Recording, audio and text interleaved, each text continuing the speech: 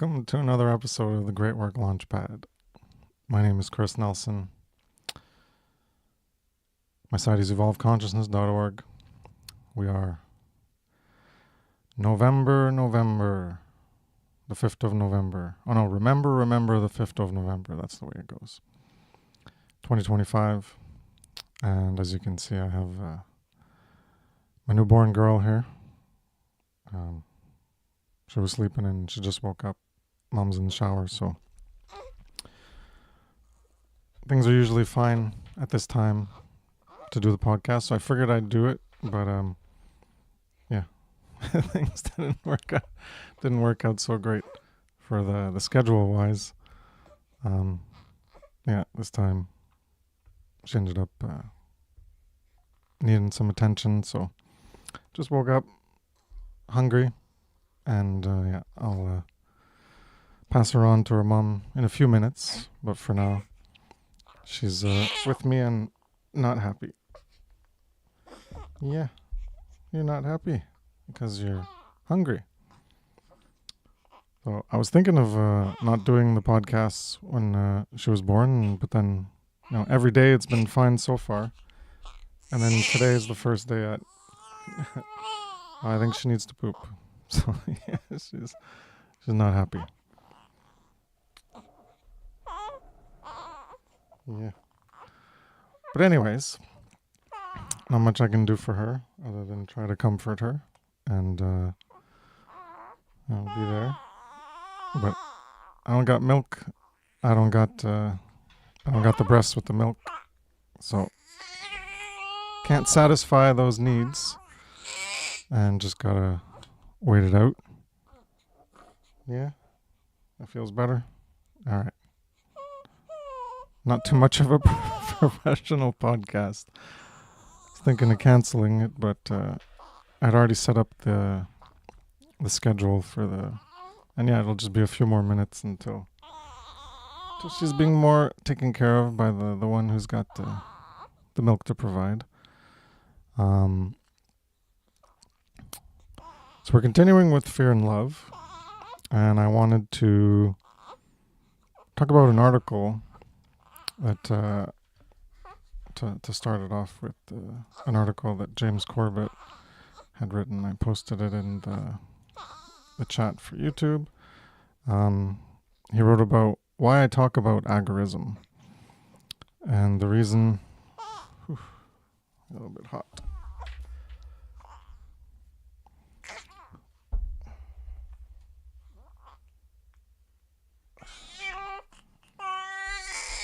Yeah. And the reason I want to talk about... All right, hold on a second. I'll be right back.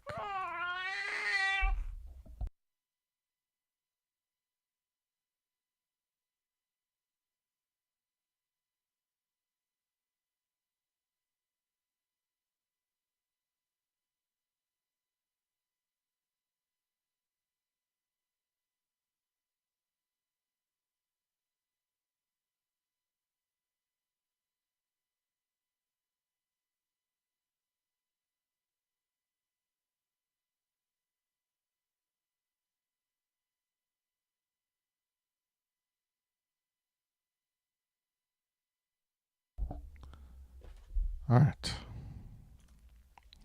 Sorry about that. So yeah, 5 minutes of interruptions at the beginning. So this article, I guess I could bring it up. Let me try to do something here. Bring that up here. And we add a browser. I guess I could just do browser capture.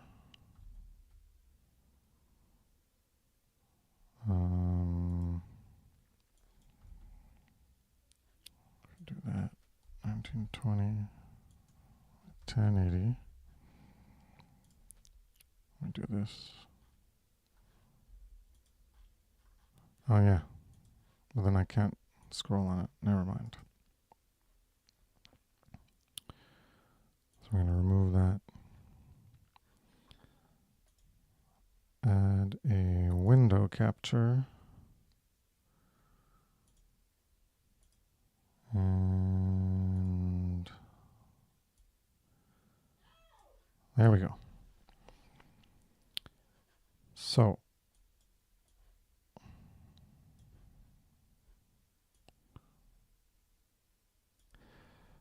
why I talk about agorism is what James Corbett wrote about. And the reason I'm bringing this up is because at some point, let me just find this place here. So he says, he's talking about is a response to what Larkin Rose wrote about why he doesn't talk about agorism, something like that. And James Corbett wrote this as like, well, why I do talk about agorism. And the part that I wanted to talk about was this paragraph here, where he says, now perhaps I have wandered too far from the point of Larkin Rose's video. Larkin is clearly reacting to those would-be, quote, agorist purists who think that so much as driving on a government-funded road is compliance with the state and thus impermissible. In that regard, stressing the voluntarist principles over the second-guessing of everyone's every action makes sense. No one appreciates the smugness of self-declared purists who spend more time nitpicking the actions of others, like libertarians, who are largely devoted to the same cause, despite voting in elections and engaging in other non-counter economic activity than they do in acting and actually working against the state.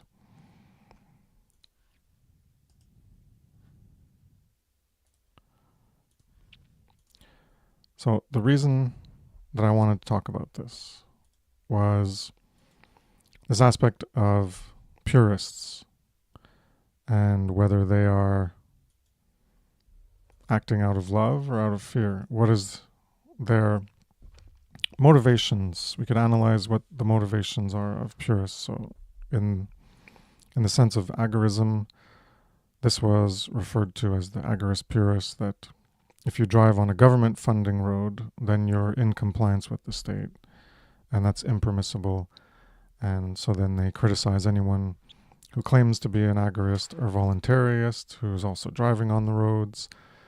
And so then you're not living up to what you say you want.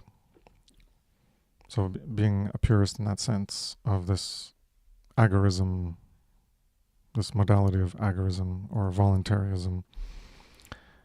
And Corbett's saying, well, if you're stressing the voluntarist principles over second guessing of everyone's every action, makes sense. No one appreciates the smugness of self-declared purists who spend time nitpicking. People who are largely devoted to the same cause, and maybe they're voting in elections and engaging in other non-counter economic activities. So rather than they spend more time nitpicking those people than actually working against the state. So that's an interesting thing to analyze, is these purists who are looking at things and it's like all one way or not. And it's a tricky thing to look at the purists, whether they're is doing that serving agape love, care, syntropy, evolution, construction, coherence, etc. And there's arguments for or against it. And what we're talking about is compromise here. There is an aspect of compromise at play, because what we have to realize is how much are you going to get done if the only people you're going to ally with are others at your level of purity, we'll say.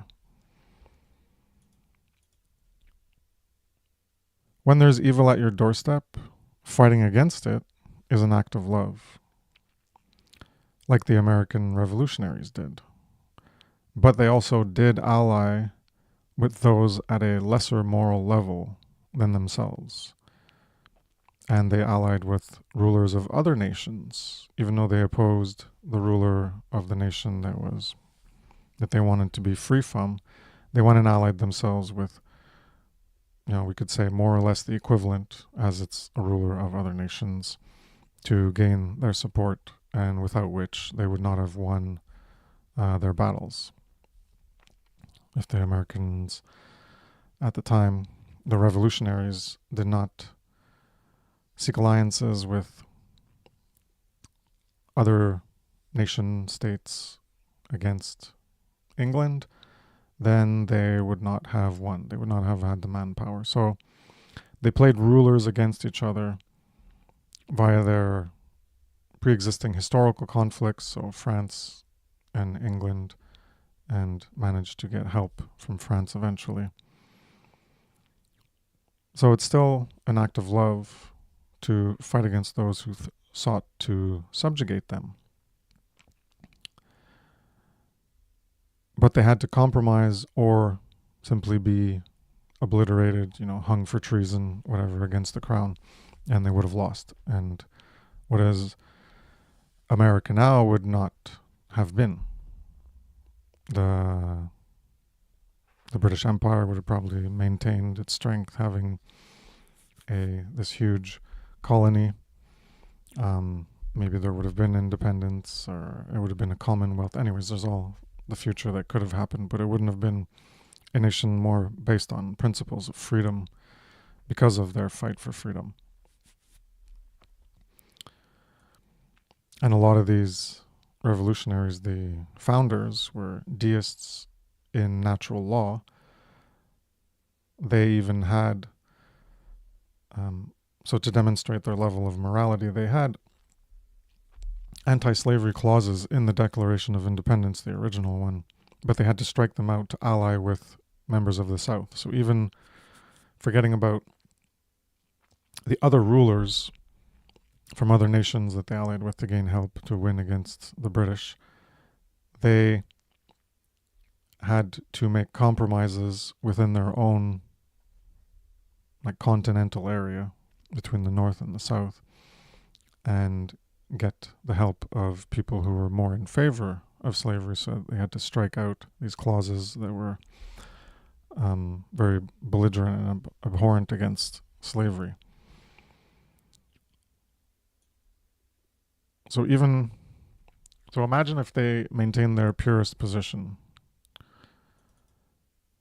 Well, they wouldn't have had the help of the South. They wouldn't have had the help of the British. So even without the help of the South, they would have been over a lot quicker. Without the help of other nations against the British, they wouldn't have succeeded in the end anyways. So when you're looking to do battle against evil, when people are not on the same moral page, there's no pure position you can take, is what I'm trying to get at. You only get the pure position when the aggregate is pure. When everyone's on the same moral page, then you can align at the same moral level that you're at, respectively.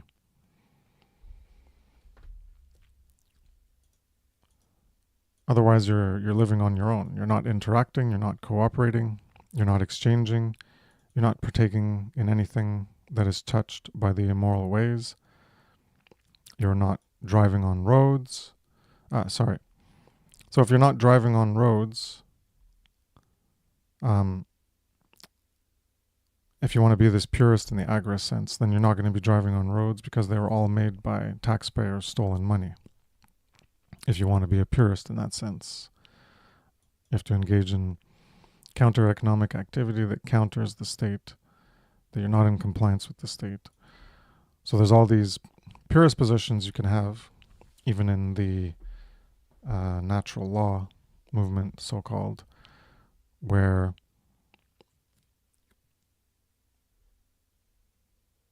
you could say, well, anyone who votes or anyone who's not an absolutist against the state, anyone who is trying to create lesser evil through that mechanism, and you can have that position, but you're also going to be limiting the amount of people based on where they're currently at in their own journey, in their own evolution towards moral adherence, we could say. That those people are trying to make things change towards a more positive direction, because changing at once, given people's state of mind and their state of consciousness, that's not going to happen. Change takes time, it's incremental, and if you have everyone on the same moral page, then you can change the way we live, our way of life, instantly and more immediately.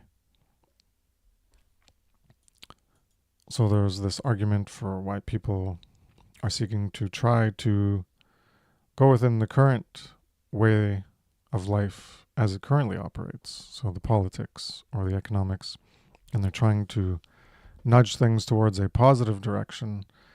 And, we can all appreciate less evil is always a good thing. Do the least harm you can because you can.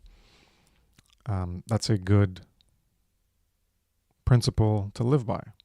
Do the least harm you can because you can.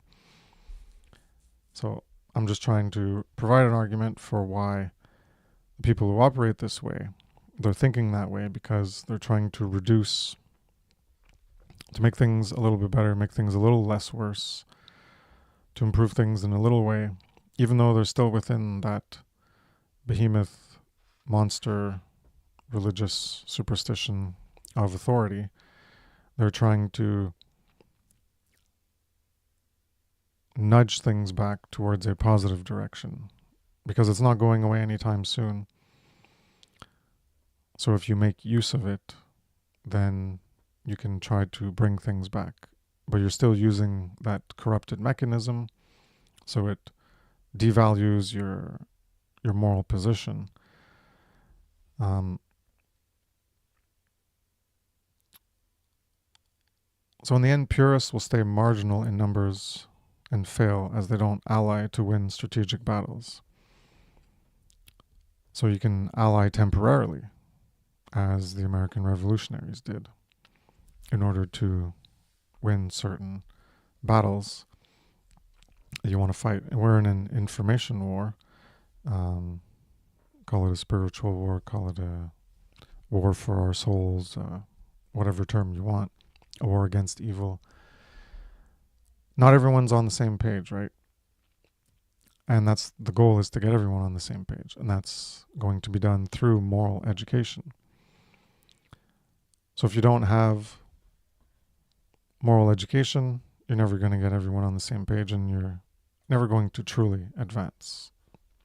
And that's been the failure of humanity for ages and ages, is that there's so many revolutions that happen, yet the advancement of consciousness towards moral self-actualization is not being accomplished very well, because they're, in a sense, putting the cart before the horse.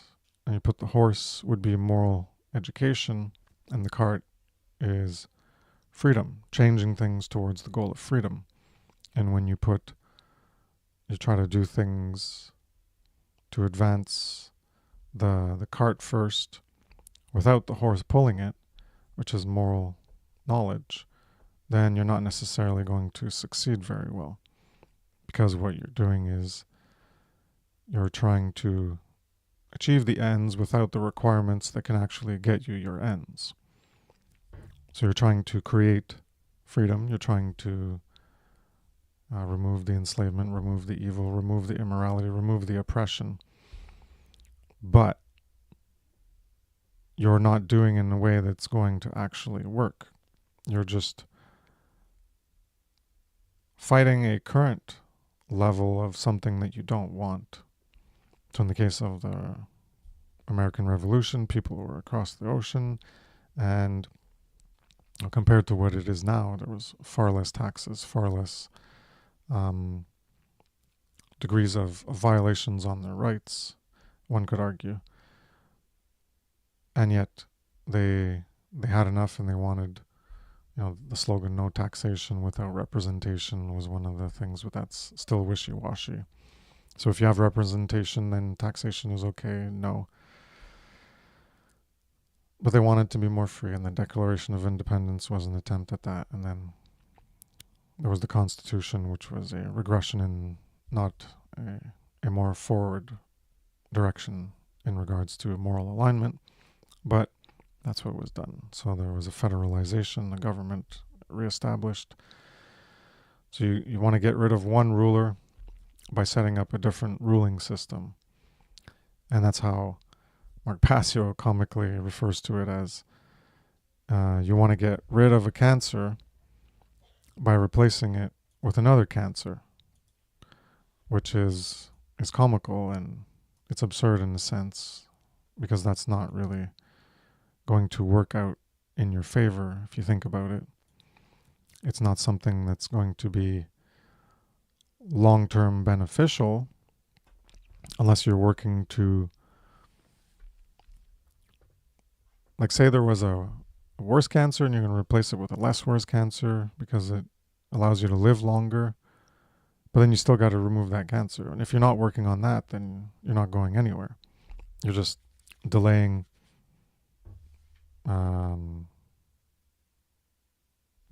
your death, well, we could say. So when you replace one harsher form of government with a lesser harsh form of government, you're still replacing it with something that shouldn't be there, that you don't want there. And unless you get rid of it, you're still going to have a collapse in the goal that you're actually trying to seek out, which is to reach true freedom, to remove the enslavement, to remove the immorality, to remove the evil and the oppression. This is the flaw of these compromises without moral knowledge. So I understand this purist position. You know, people want to say, oh, you're too extreme. It could be about anarchism and who you want to ally with, or so-called veganism, non-carnism. And, you know, if someone's not at your level, then you're going to criticize them for not being at your level. And, okay, you can do that. But you're only going to remain united with people. You're only going to have, like, people on your side fighting your battle with you at the same level as you. And you're sort of making enemies of those who aren't ready to hear it or change. And so be it. You know, you can do it that way. And you're at your moral position, and other people will view you as a problem or smug or on a moral high horse. But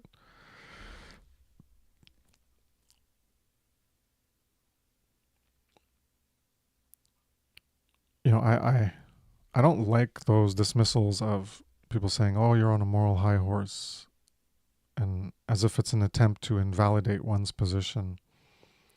Because, okay, if you're on a moral high horse, you can say, okay, yeah, I'm on a moral high horse, and I'm still right. And you would be. But there's always this aspect of not everyone's at where you're at, and you could not be where someone else is at who's higher than you. And we're not all going to be at the same level, and it'd be good if we were, but that's going to take time for people to learn, for people to change, for people to understand things. So I think there's always compromise. It's just at what level do you want to set the bar, and where's your cutoff line? So I think the purists, in whatever aspect, as long as it's actually moral, then they do have a leg to stand on.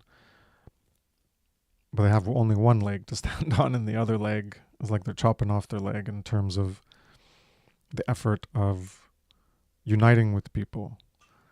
And that's why, you know, there's like a third position where you can morally unite with people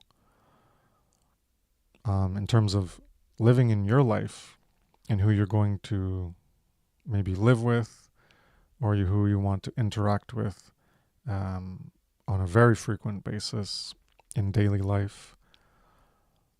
and keep those to people at your level.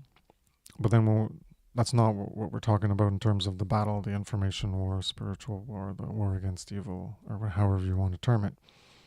That way you can look at it as there is a need to compromise, where, you can be like, okay, well, you're not at my level, and if you want to criticize them, you can, but the ego doesn't like being criticized or people don't like being positioned in a way where it's demonstrated that they're not at a certain moral level, because then it makes them look bad, or they're in, I think that's what mostly it is. And so they will be butthurt and not want to have anything to do with you, in a sense.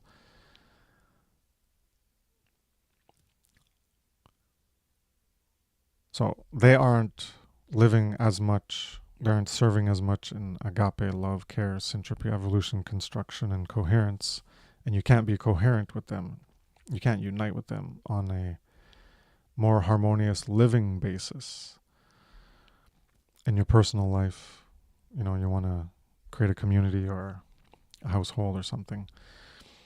You're not necessarily going to do that there, but that's not really where the battle is for ending evil. That's part of it, but it's not the totality. Because the ultimate goal is moral education. That's what the great work, the one great work, is ultimately about, is truly restoring true freedom to bring us our true order. We can have peace and harmony together and cooperate and survive optimally.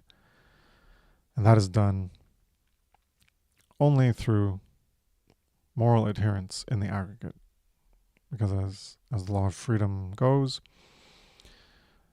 the aggregate level of freedom is based on the aggregate level of the morality of all the individuals in that aggregate, in that sum total. And the inverse is, the more moral you are, the inverse would relate to slavery. The more immoral you are, the more enslavement there is. The more moral you are, in sum total as a people, the more freedom you'll have. So moral truth, moral education is what is required, or else you're never going to reach that goal. And people are stubborn. People don't want to let go of their attachments. They don't want to admit wrong. So there's a lot of shadow work that people need to do on themselves in order to recognize their own current limitations, or how they're limiting themselves and their potential for moral actualization to actually get the goal that they say they want, which is freedom, to be left alone from those who would seek to oppress them. So you're going to want to get people to that level, and given that their current psychological state is not that of someone who can handle being told harsh truths, then you do have to find a compromise of, being harsh on the people that you're trying to win a battle in. And I'm saying you can try this, or you can not, and be a purist and stand on your principles. And there's nothing wrong with standing on your principles. That's something to be commended for. But I think of, if you can recognize where you're at and where relative to where other people are at, and that they're at a lower level of consciousness, what's it going to take to get them to a higher? Well, they have to face themselves. They have to do the shadow work. They have to care more.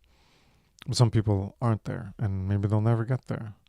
And, they're in denial, and they just want to think that they know and they have the answer, and they're going to work on this way, and they don't need to self-actualize morally more. So then you're like, okay, well, forget about them. And then everyone else, mostly everyone else, is just going to be like this. So it's like, forget about them, forget about them, forget. And then in the end, you're just forgetting about everybody, essentially. And who do you find yourself with? You find yourself and others who accept the same level of moral adherence as you, or whatever your criteria is, maybe a little bit less than you. And that's your cutoff line. And then in the end, are you fighting with others in the same battle? And maybe you could be. Maybe you don't even need to talk to them. Maybe you can do your thing, and they can do their thing. And in the end, things will get maybe a little bit better. But here's where it gets tricky, because if those people like Corbett's arguing that, nitpicking the actions of others, like libertarians who are largely devoted to the same cause, despite voting in elections and engaging in other non-counter economic activity. So if people are voting in elections, then they're supporting this concept of government and authority, and they're legitimizing authority. They're saying, let's continue to have authority continue, but we're just going to try to improve the system of authority. We're going to try to make it less harsh, less evil. Well, if your choices are evil and less evil, well, less evil, obviously that's preferable, but that's the trap of the political system, where people get conned. Oh, this person's less worse than that. And then the other people on the other side of the political spectrum, well, they're thinking the exact same thing about the person you're looking at and saying, oh, well, they're less evil than that one. They're thinking the opposite. The one you're looking at, they're going to be like, oh, that one's more evil than the one I'm looking at. And this is how we get stuck in this hamster wheel going on forever and ever, of thinking you're going to vote for someone and they're going to use the power of the authority, which is going to continue to tax, continue to steal, continue to use violence, have a monopoly on the false legitimacy of violence, and a monopoly on force, on defense, where you deny people the right to their own self-defense. You're going to be legitimizing that. When you vote, you're saying, I want this candidate because they're going to be less evil. They're going to improve things by a certain notch, a certain amount of levels. And that might happen. And let's say in an ideal situation, they do improve things by certain notches and they don't make things worse in other ways, which could, like, in some moral accounting, wipe out, they do good here and then they do worse here. So it wipes out and it's not better. And then there's different grades of, like, they did better here, but the things they did worse, they did so much worse that it makes it even worse than it was before. That's usually the reality of what happens. But if you're looking at like an ideal, dreamlike fantasy of, well, they're going to improve it and things are going to get better. There was the whole Ron Paul thing. So would he have been better? Yeah. Would he have abolished the state? No. After him, would it have continued to get better? Probably not. It would have just been someone else. Let's say they got 2 terms and people would continue to vote. And then after that, would there be like another Ron Paul to continue things? Would they be as good? Would they be less good? Would they be better? Maybe, maybe not. Probably not. You're not getting rid of the state. You're just continuing to advocate for the existence of the state, for the existence of this mechanism of authority, this belief in authority. You're legitimizing the belief in authority as having like some moral value, as being righteous in some way, as having integrity, as having virtue, and that people who work in such domain are doing good for society. And that's not the reality. Even though you have a lesser evil, it's still a form of evil. So if you're given the choice, when you're someone who can recognize this and you're operating from more of a principled position, you could call it a purist position, but it's a more principled position. You're going to be like, well, I reject both those choices. Just because something is lesser evil, I'm not going to choose the lesser evil just to keep evil around just because it's less worse than the other one. You're still keeping evil around.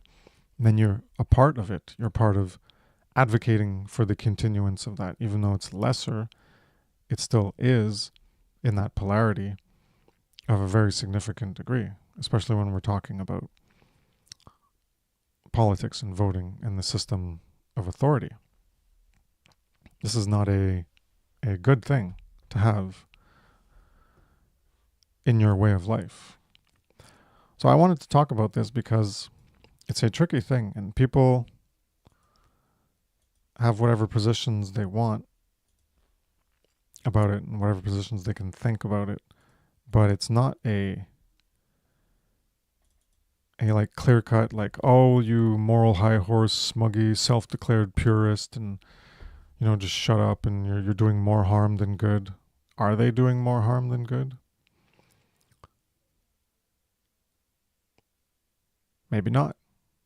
Maybe in terms of having everyone united, so-called united, which true unity is very hard to come by. You have to be on the same moral page. So you're never going to have true unity.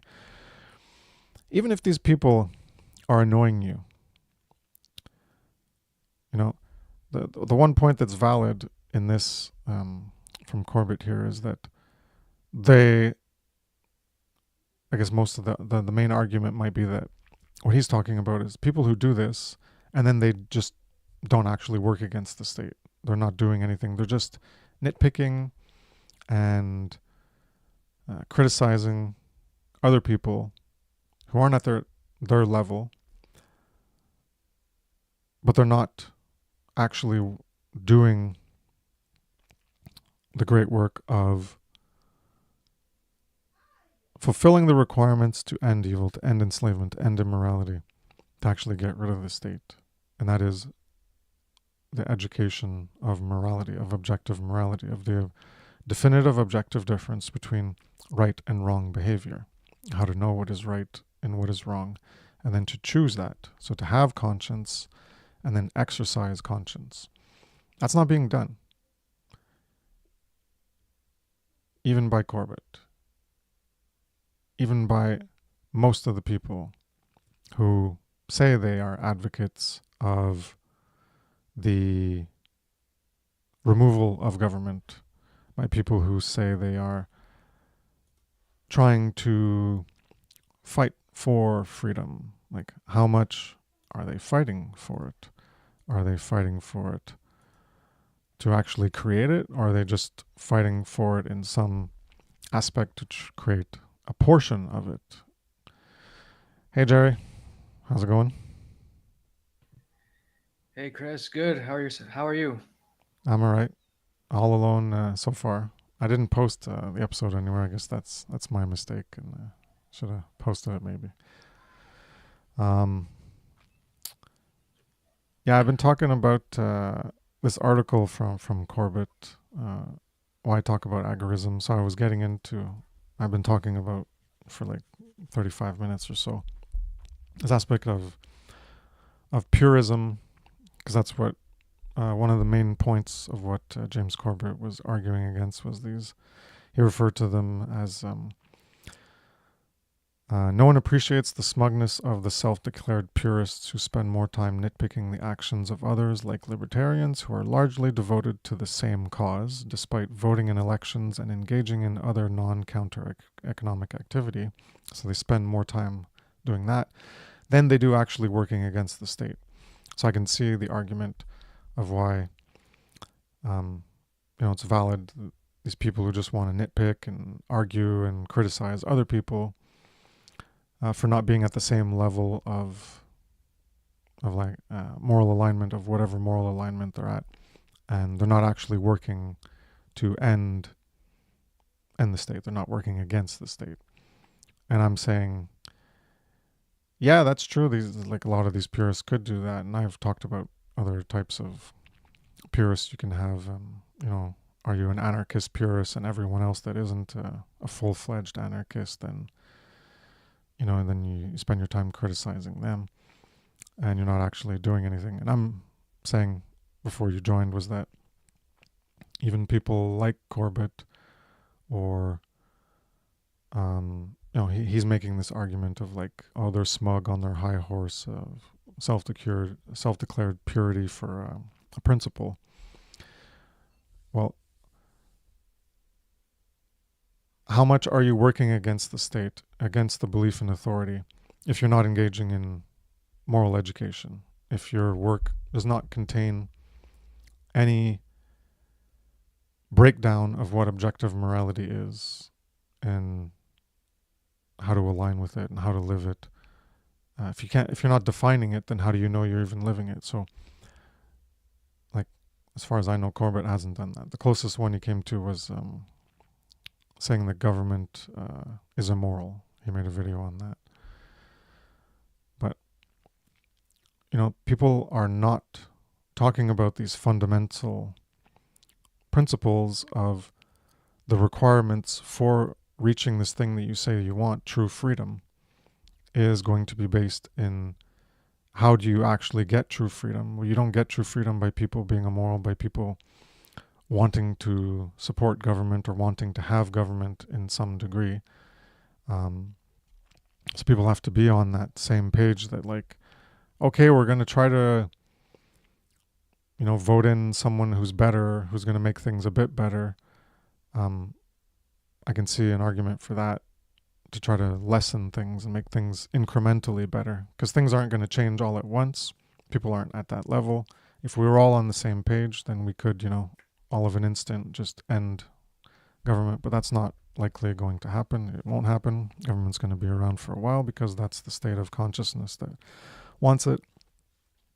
But if you're going to be like, okay, we're going to incrementally make things better, then you still have to have as your stated goal that we're going to we want government to be gone, but we're going to try to diminish its power over people's lives by getting people in power to remove that power from the government. And, that could be one avenue, one way to incrementally move things forward. But these people everyone who's doing this, the libertarians or the minarchists or whatever, their goal isn't, okay, well, we're trying to abolish government, remove government from our lives. And one way we're going to try to get to that eventually is by putting people in power, trying to incrementally remove all that power. They're not stating that as their goal. So ultimately it's like a failure, and they're not actually going to create what they say they want. And so as a purist, you could be right in criticizing them and saying, hey, you're not actually going to get what you want, and you don't even understand what you want. You don't even have the definitions. So you're working against your stated goals because you don't even have the definitions for your goal, what your goal is, how you can create your goal, what the requirements for that goal is, and then the requirements to get that implemented. These people are not working with this foundational principle of, this is how you get it, and we're going to try to subvert that institution to try to create it. Anyways, it's a really like convoluted thing that I was trying to get at, but I was trying to frame it in the sense of who's serving agape love, care, syntropy, evolution, construction, coherence?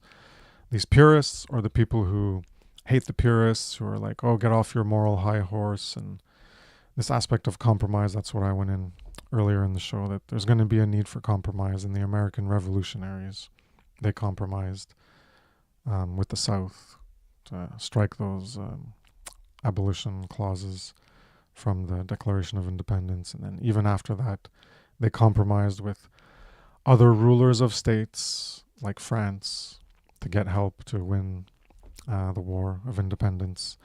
So there's always compromise needed when you're in a battle, and you don't need to be on the same page with everybody to have some part of the goal in common. I think I've talked about this before. I remember Brandon was here talking about that many months ago, where you don't have to be on the exact same page, but you're going to have some goal in common. So it could be, like in our case, we want to end the state. So you can unite with agorists, you can unite with voluntarists and anarchists, and everyone has this idea. They might not know how to create it, but they're trying to get there, and we can unite with people on that basis, in not in true unity, but unite in whatever endeavors we have and whatever battles we're going to engage in, if we need to work together in some capacity. Then we can work together with people who have some aspect of the same goal, even though our goal, someone's goal could be like this big and the other people are like smaller. Well, it's still part of the bigger one, and you can work together towards that small part of what your larger encompassing goal is. So even though they don't see the big picture like you can still work with them at a smaller level to try to get that smaller part to move forward. Yeah. What do you think? What, you got an opinion on this? Yeah, I mean, it's kind of as above, so below, or the microcosm and the macrocosm, as in, or I'm talking more about the tarot. So the minor arcana and the major arcana. So it's like, I guess what I'm trying to say is we can use all the help we can get, as you said. Yeah. Yeah. But yeah, you made some great points. I was wondering, how did your homework go there last time? You said you were doing good rewriting things. Yeah, so I wrote another article, and I essentially I was listening back to the first episode, and then as soon as I heard Mark talk about that there are only two ways humanity suffers, I said, all right, I'm going to write about that. Yeah, that's a good So one. it is. So you And changed it up again? yeah, so that's my second article I've written. All right. And so last week I had written the 8 paragraphs, but I hadn't revised it yet. And I did revise it. And yeah, I actually revised it one more time before joining this meeting. And it's done. I'm sure it's not, I don't even know, it's not super high quality per se. It really just kind of came out of me. I mean, I was just kind of typing, and I just kind of typed in the 8 paragraphs. So when I edited it, it was more, okay, that has to go. All right, this makes sense. But the whole content really just, it was sort of it just came out. So yeah, I That's could good. kind of, yeah.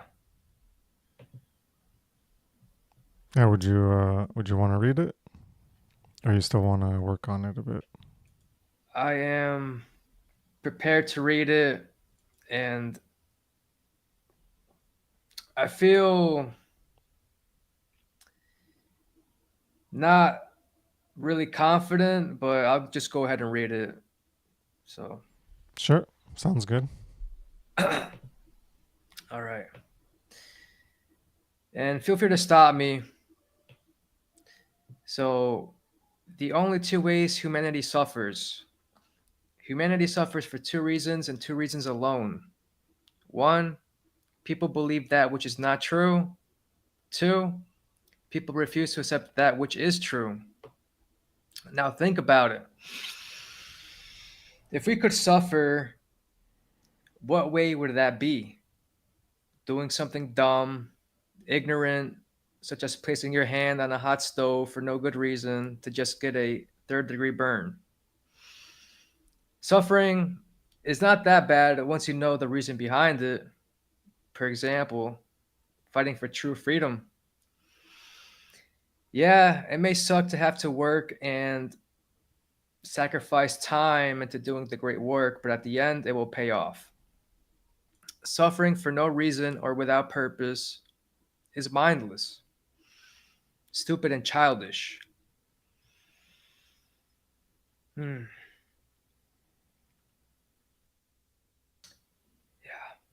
You can suffer clinging onto a lie, aiming towards nothing worth achieving. I realize that in order to not suffer, we must be aligned to the truth to the fullest extent. For us not to means there will be negative consequences. Example, slavery, mind control, violence, and abuse. Now I write this with one goal in mind to speak and put out the truth. Anything else does a disservice to all, and suffering will come as a consequence, hence cause and effect. If we don't get our act together and align to truth, we will be lowering our consciousness, which is the opposite reason we are here on this earth to live.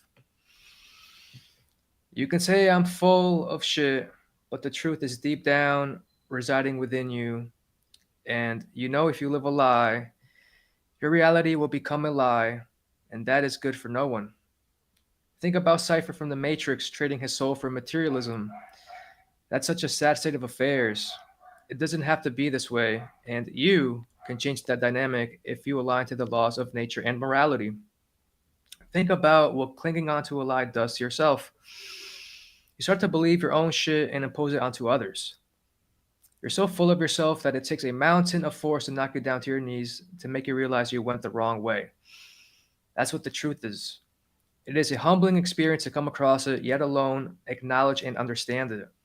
Once you do, you will realize its beauty and its horrific state it is in and want to improve it. If you believe that which is not true, what you believe is true is an illusion. Say you think you're the greatest who ever lived, but what if that wasn't the case? How would you feel about the reality that you're actually the opposite? That makes some never want to go to truth because they don't want to let go of that false illusion or the ego that makes them think they're someone they're not. I've been there and it's not fun. Even years after looking and studying truth, am I turning lead into gold and it takes hard work. One must be hard to accept the truth and it's worth it because it will heal and lead you down a path that makes life worth living. Hardship will come, but it doesn't last. Illusions last until you break out of its spell.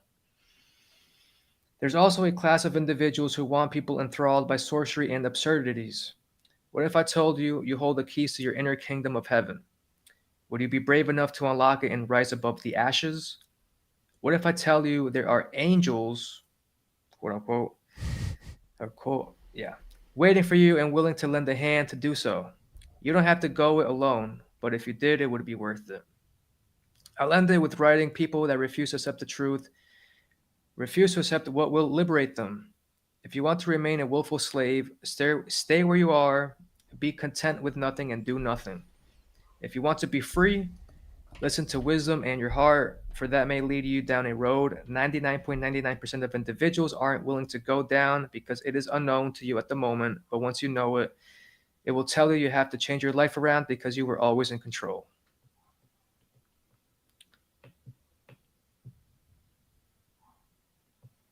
So yeah, that's what I have written. That was good. I like it. Has Appreciate it. there's a lot of stuff that you could unpack in that. Like even if you yeah, you could elaborate on. There's like so many points on things you could talk about more. You know, the whole even the that Soren Kierkegaard chord, two ways to be fooled, um, rejecting truth, accepting falsehoods. You know how that plays out.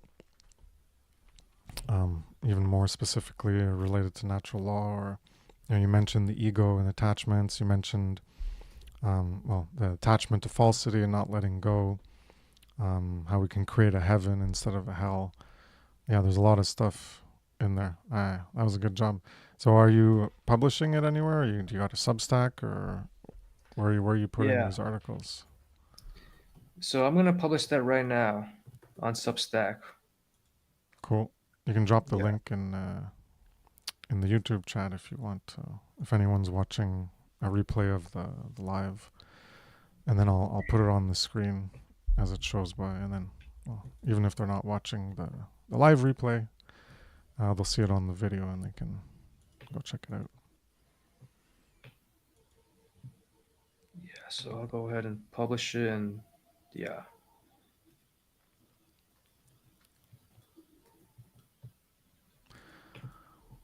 Well, that's good. I'm glad you got that done.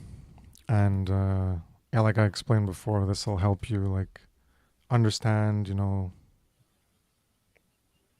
taking in information and like putting it out, and you're like putting it in your own words, adding your own more like your own experience and how you relate it to it. You're not being like specific experience, but you're trying to relate it. I can intuit. It's like you understand how it's applied in a general abstract way to your own life and how it's affected you. That last part about uh, like truth and your journey. I don't remember exactly what you said, but I was like, yeah, he's probably like associating it with his own life and things that he's done, that how it's impacted him and the importance of truth in his life. Um, yeah. So yeah, I think if you do more of Right. those and you come, like I said, going through Passio's work is great because he's gone through so much and did such a great job in putting out information for people to learn from, that he can, you know, you pick out, you know, just by one episode you can listen to parts of it, and then like that fuels you, it inspires you, and then you can be like talk about that, or you know, just that two liner of how do we suffer, how are we fooled, rejecting things that are true, accepting things that are false, and then just weave something around there that's going to help you be a more skillful writer or orator, a speaker, and conceptualize and organize and group ideas together, and get into that flow of like, I guess, creating, being a creator of content, and how to synthesize words and the structure in the sentences to get a coherent understanding, convey a message that you want. So I think that's great, and hopefully you continue, and yeah, if you do another one, let us know, and you can read the next one here too. That's good. Appreciate you doing that. Yeah. Thanks, man. I wrote down what you said, so I will come with another article next. Yeah. Whenever. Yeah. I'll Yeah, let no you know. promises. Like I'm gonna do it next week. That's a good deadline. It'll make you do it if you want to do that. But yeah, no pressure. Yeah. I've been looking forward to kind of, hey, what's next sort of thing. So Cool. Yeah, you could go back to, I think the original idea you had was solipsism, so you could go touch on that. There's the yeah. three tenets as Passio explains it, and you could even look up Right. like a philosophical definition or like the mainstream definition and like analyze it versus what Passio says, and look at the etymology, and you know which one's true according to the etymology, which is what Passio is part of what he talks about. But then, like, are the three tenets, did Passio just invent that? Is it true? How are these three tenets true? How does it make sense in terms of the etymology? Is what the mainstream says it is? Does that jive or does it conflict? I'm just giving you ideas of what you could do about solipsism, and it'd probably be longer than 8 paragraphs. But anyways, that's just an Right. idea. No, totally. I think that will be more than 8 paragraphs, but I think I'll do that. Just focus on the solipsism.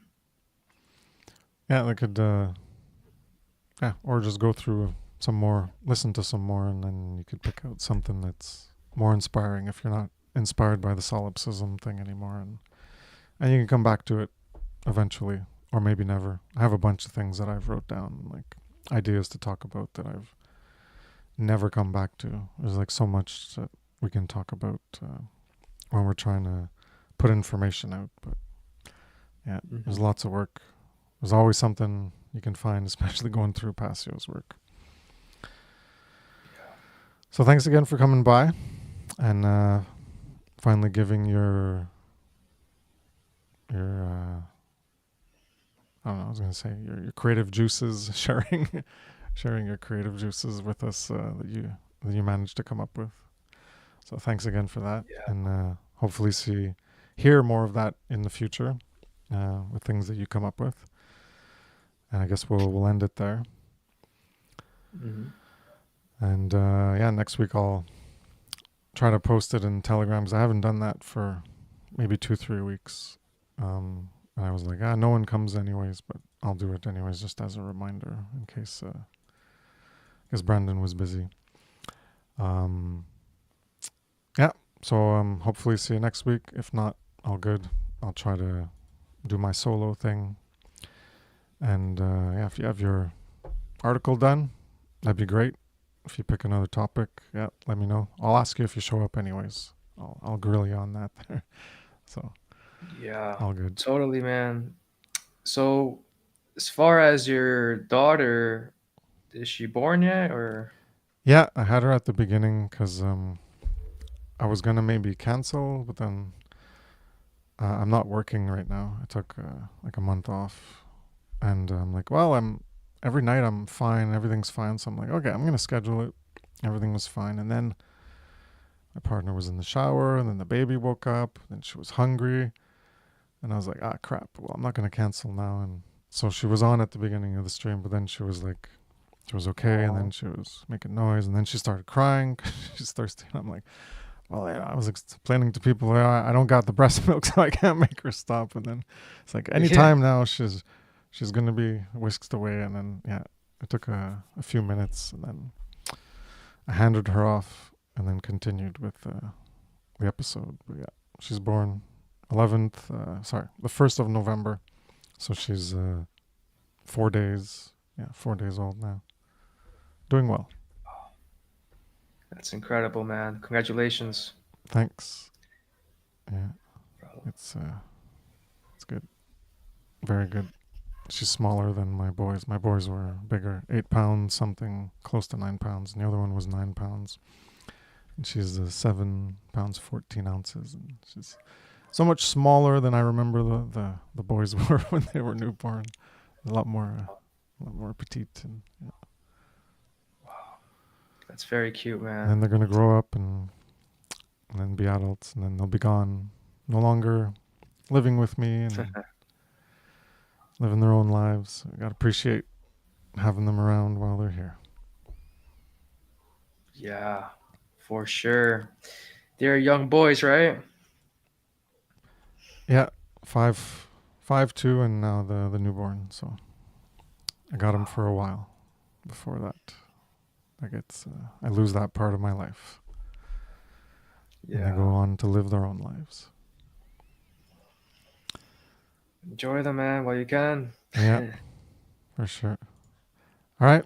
Well, thanks for coming by. Appreciate it, Jerry. Glad you got your stuff done and you published an article, and look forward to seeing more of it.